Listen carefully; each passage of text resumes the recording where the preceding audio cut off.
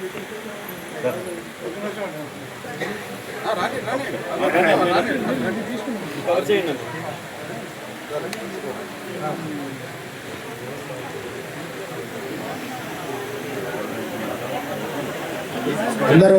చాలా సేపటి నుంచి కూర్చొని బోరుగా ఉందమ్మా. ఓకే, ఈరోజు స్టేట్ లెవెల్లో రాష్ట్ర స్థాయిలో సమావేశం ఏర్పాటు చేసి ఈ యొక్క సమావేశానికి అధ్యక్షత వహిస్తున్నటువంటి Konaseema ex servicemen welfare association అధ్యక్షులు ప్రసాద్ గారికి, వారి టీం సభ్యులందరికీ, అదేవిధంగా వేదిక మీద నాతో పాటు ఉన్నటువంటి మిత్రులందరికీ కూడా నమస్కారాలు. వేదిక ముందున్నటువంటి పెద్దలకు, అక్కచెల్లెములందరికీ కూడా శిరస్సు వంచి నమస్కారాలు తెలియజేస్తున్నానమ్మా. చాలా సంతోషం.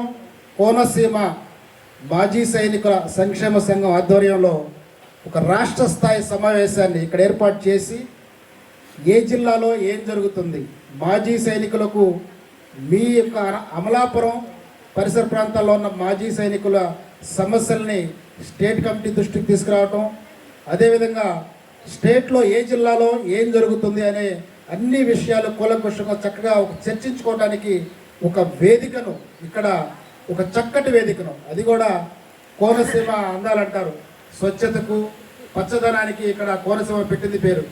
అదే స్వచ్ఛమైన మనసులతో ఇక్కడ సమావేశం ఏర్పాటు చేసినటువంటి కోనసీమ అసోసియేషన్ సభ్యులందరికీ కూడా మా స్టేట్ కమిటీ తరఫున, ఆంధ్రప్రదేశ్ రాష్ట్ర మాజీ సైనిక సంక్షేమ సంఘం తరఫున ధన్యవాదాలు తెలియజేస్తున్నాను సార్. ఇక్కడ చెప్పాలంటే చాలా ఉంది, క్లుప్తంగానే చెప్తాను. అసోసియేషన్లు అనేవి ఇప్పుడు దాకా మనం చర్చించుకున్నాం. చాలామంది అసోసియేషన్లకి రాకపోవటం, సమస్య వచ్చినప్పుడే అసోసియేషన్ దగ్గరికి రావటం, ఇవన్నీ కూడా చాలా కారణాలు ఉన్నాయి. మాజీ సైనికుల సమస్యలు పరిష్కారం కాకుండా ఉండటం కోసం ప్రభుత్వ దృష్టికి, మరి సరైన స్థాయిలో ప్రభుత్వ దృష్టికి మన సమస్యలు తీసుకెళ్ళకపోవడం కారణం ఇక్కడ మీకే అర్థమవుతుంది. ఇక్కడ ఇందాక మీ అధ్యక్షులు వారు చెప్పినట్టు 1600-1700 మంది లేదా 2000 మంది ఉన్న అమలాపురం మాజీ సైనికుల్లో కేవలం యూనియన్కి వచ్చేసరికి 300 మంది వస్తున్నారంటే మనం అర్థం చేసుకోవచ్చు. ఎక్కడి నుంచి వస్తుంది ఇంకా ఐక్యత, ఎలా సమస్యల పరిష్కారం అవుతుంది? ఎవరికి సమస్య వచ్చినప్పుడే వాళ్ళు వస్తున్నారు తప్పితే మిగతా రావట్లేదు. అది కూడా సమస్య పరిష్కారం అయిన తర్వాత మళ్ళీ తిరిగి యూనియన్ మొక్క చూసిన దాఖలాలు ఉండలేదు. ఇది చాలా మార్చుకోని పద్ధతి.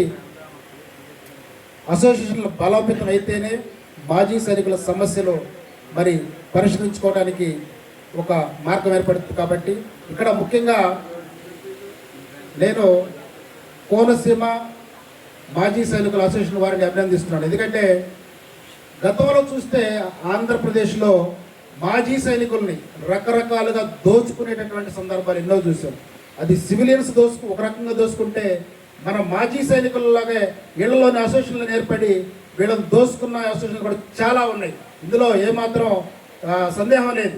అలాంటిది నీతి నిజాయితీగా సేవలు, ఉచితమైనటువంటి సేవలు అందిస్తున్నటువంటి అమలాపురం అసోసియేషన్ వారికి నిజంగా మా స్టేట్ కమిటీ తరఫున ధన్యవాదాలు తెలియజేస్తున్నాను, అభినందిస్తున్నాను. ఇలాంటి దోపిడీకి మాజీ సైనికులను కానీ, వీర మాతలను కానీ, వీర మహిళలను కానీ దోచుకునేటటువంటి ఆ పద్ధతికి బ్రేక్ వేసి మాజీ సైనికులకు నిజమైన, స్వచ్ఛమైన, ఉచితమైన సేవలు అందించడం కోసమే ఈ ఆంధ్రప్రదేశ్ రాష్ట్ర మాజీ సైనిక సంక్షేమ సంఘం రాష్ట్రంలో మొట్టమొదటిసారి ప్రజాస్వామ్యబద్ధంగా ఎన్నికల ద్వారా ఏర్పడిన కమిటీ అవినీతికి అడ్డుకట్ట వేయడం కోసమే ఈ యొక్క స్టేట్ కమిటీ స్థాపించడం జరిగింది. ఖచ్చితంగా మీ యొక్క సమస్యల్ని ఇక్కడ చాలామంది చెప్పారు, అందరికీ ఎక్స్ప్లెనేషన్ ఇవ్వాలంటే చిన్నదే చెప్తాను. ఇక మన్మధరావు గారు మాట్లాడుతూ శ్రీకాకుళం తరఫున 2-3 సమస్యలు చెప్పారు. మొదటగా మాజీ సైనికులకి భూమి అప్లై చేసుకోవడం కోసం ఏదైతే 5 ఎకరాలు అప్లై చేసుకోవచ్చు అని జీవో ఉందో, ఆ జీవోని 3 సంవత్సరాల వరకే ఉంది, జీవితాంతం కూడా అప్లై చేసుకోవడానికి ప్రయత్నించాలని చెప్పారు. దానికి స్టేట్ కమిటీ ఖచ్చితంగా ప్రయత్నం చేస్తుంది. ఆల్రెడీ ఆ దిశగా యాక్షన్ కూడా తీసుకున్నాం. ఆల్రెడీ లెటర్లు కానీ, మరి పైన అధికారులతో కానీ ఇక నెక్స్ట్ రెవెన్యూ మినిస్టర్ గారి దగ్గరికి వెళ్తాం, మిగిలింది వెళ్తాం, అవసరమైతే ముఖ్యమంత్రి స్థాయికి కూడా వెళ్తాం. మీకు ఇంకొక విషయం తెలియజేస్తాను. ఇక్కడ గతంలో భూమి ఇప్పుడు మన్మోహన్రావు గారు చెప్పినట్టు, స్టేట్ జాయింట్ సెక్రటరీ గారు చెప్పినట్టు 3 సంవత్సరాల కాల పరిమితే ఉంది ఇప్పుడు మాజీ సైనికులకి. అంటే రిటైర్మెంట్ అయిన తర్వాత 3 సంవత్సరాల లోపులోనే అప్లై చేసుకోవాలి. ఇది ఎట్లా వచ్చిందో తెలుసా? గతంలో చూస్తే కేవలం సంవత్సరం కాలమే ఉండేది, 1 సంవత్సరం కాలమే ఉండేది. అక్కడ మేము ఈ యూనియన్లనే దీన్ని అధికారుల దృష్టికి తీసుకెళ్లి పదే ఒకసారి కాదు ఎన్నోసార్లు ఆర్ఎస్పీ డైరెక్టర్ గారి దృష్టికి తీసుకెళ్ళటం వల్ల వారు కొన్ని ప్రభుత్వానికి మన సైనిక వెల్ఫేర్ డిపార్ట్మెంట్ తరఫున రాస్తే ఎన్నోసార్లు రాస్తే కానీ అది 3 సంవత్సరాలకు పెరిగింది.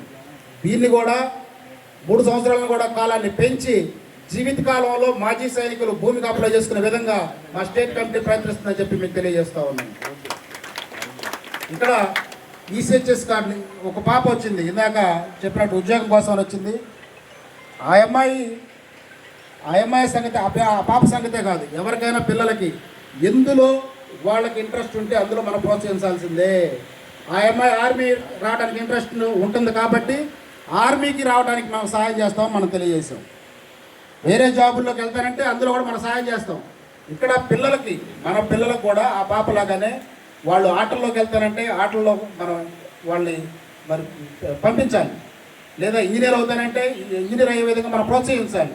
అదేవిధంగా ఈ పాప ఆర్మీలో వాళ్ళ తాతని ఆదర్శంగా తీసుకొని ఆర్మీకి వెళ్తానని చెప్తుంది కాబట్టి ఆ దిశగా ఆ అమ్మాయికి ఉన్న ఇంట్రెస్ట్ని మనం ప్రోత్సహించాల్సిన అవసరం ఉంది. ఆ దిశగా ఖచ్చితంగా అమ్మాయికి సహాయం చేస్తామని కూడా మరొకసారి తెలియజేస్తున్నాను. ఇక్కడ కోనసీమ అసోసియేషన్ వారి యొక్క ఆతిథ్యం చాలా మేము వింటూ ఉంటాం. కోనసీమ చాలా ఆత్మీయత, ప్రేమానురాగాలు ఎక్కువ అని చెప్పి అది వాస్తవంగా మేము చూసాము. ఇక్కడ ఈయన ఒక్కడే చెప్పాడు బయటపడి, వీళ్ళందరికీ చాలా కోరికలు ఉన్నాయి.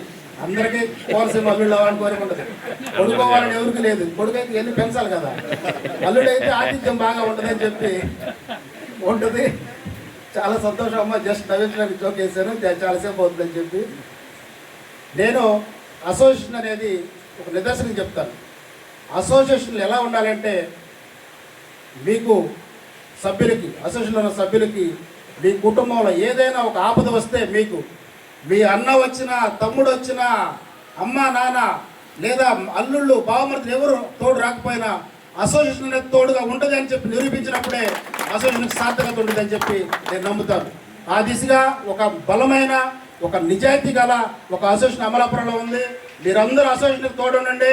మీ అసోసియేషన్కి మేము స్టేట్ కమిటీ తోడు ఉంటాము. ఎందులోనైనా ఎక్కడైనా సరే దమ్ము, ధైర్యం, నీతి, నిజాయితీగా ఉండండి. మన హక్కులు మనం కాపాడుకుందాం, మనం సాధించుకుందాం అని చెప్పి తెలియజేస్తూ సెలవు తీసుకుంటున్నాను. Thank you very much.